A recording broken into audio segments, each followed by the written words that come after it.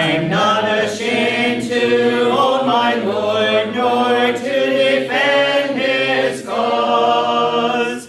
Maintain the honors of his word, the glory of his cross. Hello, I'm James Brown, and on behalf of the Eastern Church of Christ located in Toronto, Canada, I'd like to welcome you to Thursday's edition of Walking Through the Bible, a podcast where we seek to study the Bible and the Bible alone.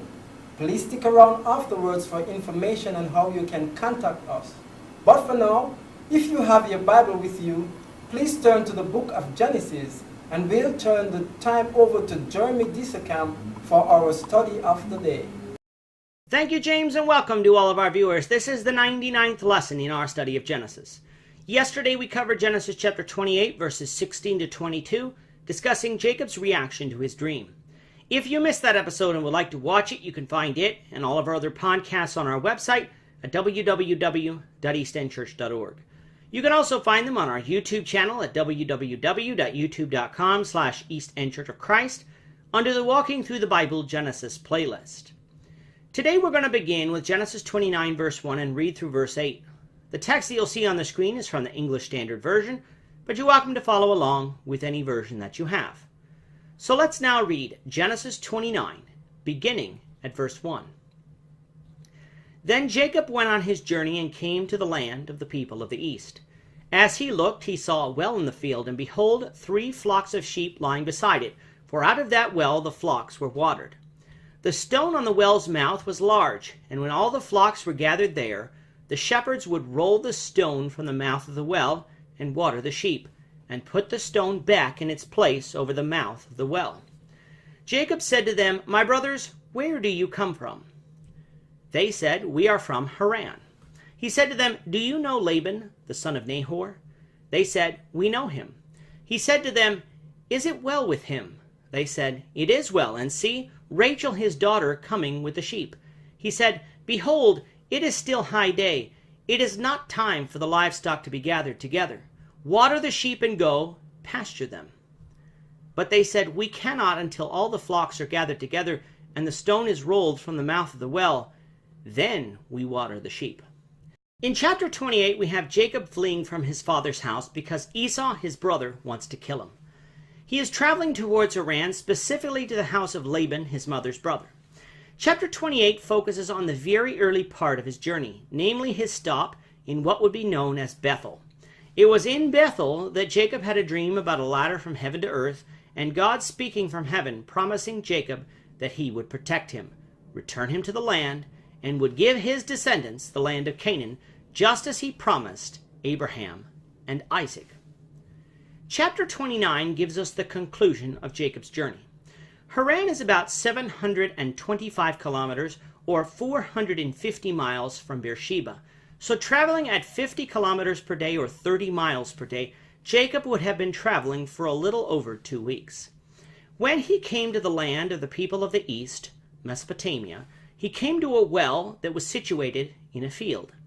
This is a different well than that which Abraham's servant met Rebekah at in chapter 24, because this well is in a pasture some distance from the town, whereas the well in chapter 24 was just outside the city. In the field there were 3 flocks lying beside the well. These 3 flocks were obviously owned by 3 separate owners, but they shared the same well to water their flocks at. This well had a large stone at the mouth of the well, which the shepherds had to roll away so their flocks could be watered. You might wonder, why would the well have this large stone on it? Why just not have the well uncovered, allowing the flocks to come and go as they please? Remember, though, that water is a precious commodity. From verse 8, we find that the agreement was that all the sheep from all the flocks that had the rights to the well would be needed to be gathered together before the stone would be removed. This is likely to ensure a fair distribution of the water so that all of the flocks could be properly attended to. When Jacob meets the shepherds, he asks them where they were from. Certainly Jacob knew he was getting close to his destination, but he didn't know how close. The shepherds said they were from Haran.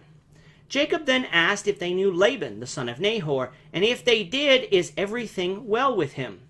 Their response is that they do know Laban, and everything is well with him. In fact, they pointed out Laban's daughter Rachel to him, coming with her father's sheep to the well. When Jacob saw Rachel, he asked the shepherds to water their sheep and move on. Why did he do this? We don't specifically know, but it is likely that he wanted to talk with Rachel, his cousin, alone.